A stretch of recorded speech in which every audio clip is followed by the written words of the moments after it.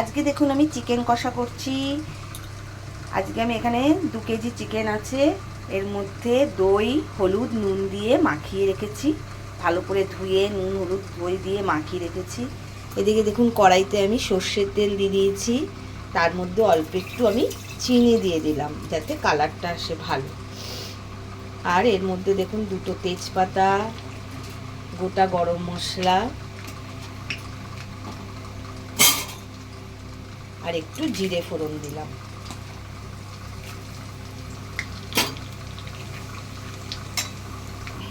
গরম মশলা থেকে একটু গন্ধ বেরিয়ে গেছে, এইবার আমি এখানে 4টে পেঁয়াজ কুচিয়ে দিয়েছি।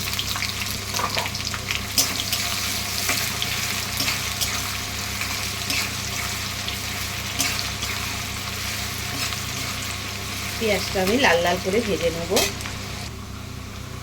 এবার আমি দিয়ে দিচ্ছি 2টো পেঁয়াজ বাটা।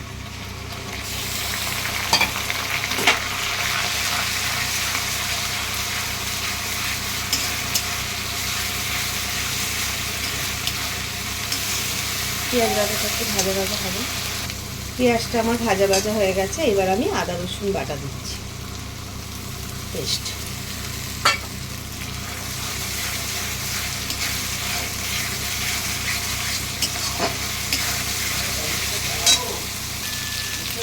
আদা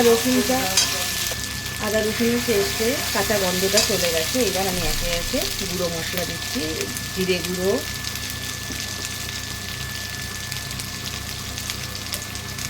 ধনে গুঁড়ো,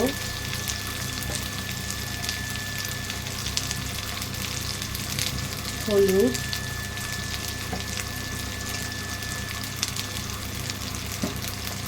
লঙ্কার গুঁড়ি,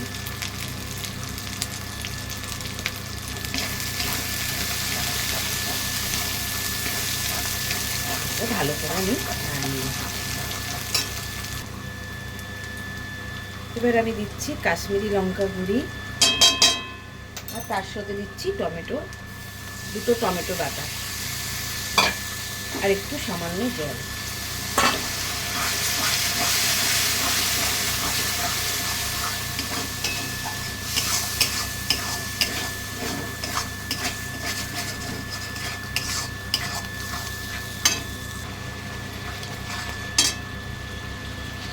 আর এর মধ্যে আমি নুন দিচ্ছি, যেহেতু অল্পই নুন দিচ্ছি, যেহেতু মাংসে নুন মাখানো আছে।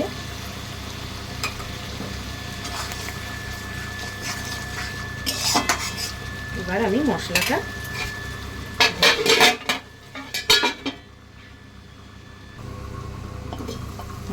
দেখুন আমার কষানো হয়ে গেছে, কালারটা কি হয়েছে। এবার এর মধ্যে আমি মাংসগুলো দিয়ে দেবো।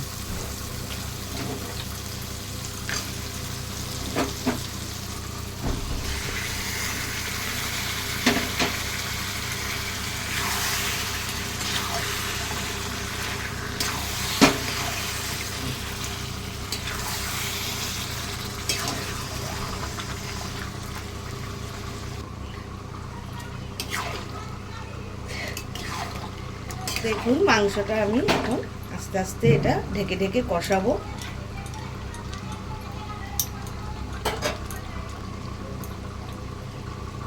এবার আমি এটা ঢেকে দেবো। এটা আমি ঢেকে ঢেকে আস্তে আস্তে করবো। দেখুন ঢাকনা খুলে, বাপরে কত জল বেরিয়েছে। এই জলটাই আমাকে টানাতে হবে। দেখুন মাংস দিয়ে কত জল বেরিয়েছে।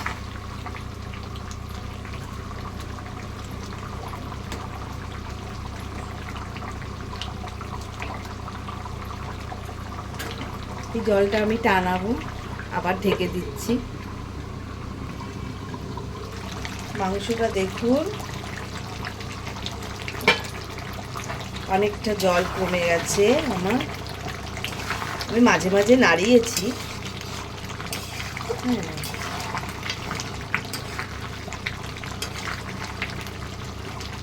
দেখুন কালারটা কত সুন্দর এসছে।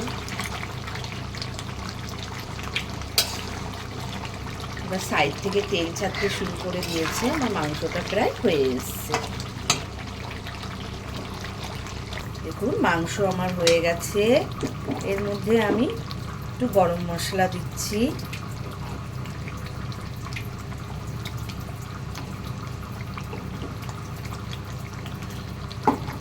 আর একটু ঘি দিচ্ছি।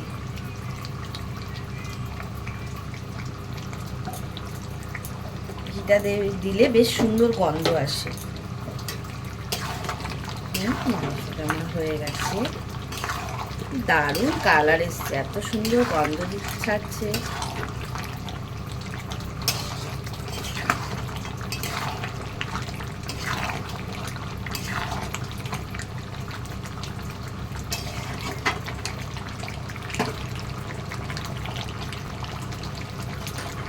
লাস্ট আমি ধনেপাতা দিয়ে দিচ্ছি একটু।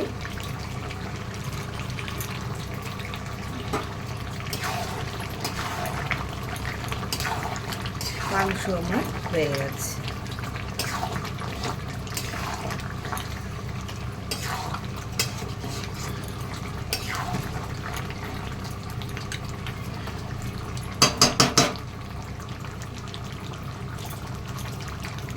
দেখুন বন্ধুরা, মাংস আমার হয়ে গেছে।